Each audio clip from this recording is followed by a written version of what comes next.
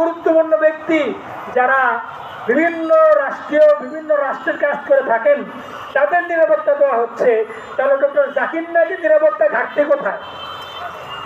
আপনারা জেনে থাকবেন কিছুদিন আগে বাইতুল আকসা, বাইতুল মুকাদ্দাসের সম্মানিত ইমাম তিনি বাংলাদেশে এসেছিলেন, ভ্রমণ করেছেন এবং কি তিনি বাইতুল মুকাররম মসজিদে তিনি প্রকাশ্যে একটি সভায় উপস্থিত ছিলেন, তিনি বক্তব্য দিয়েছিলেন। তাহলে তার তো নিরাপত্তা দেওয়া হয়েছিল। তাহলে বাংলাদেশে যেই আসতে চায় সবার নিরাপত্তা দেওয়া হয়, শুধু ডক্টর জাকির নায়েকের নিরাপত্তার ব্যাপারে কেন এত ঘাটতি দেখা যাচ্ছে? আমরা বলবো, স্পষ্টভাবে বলবো, 5ই আগস্টে শেখ হাসিনার পতনের পরে এই বাংলাদেশে ভারতের রাজনৈতিক প্রভাব ধ্বংস হয়েছে।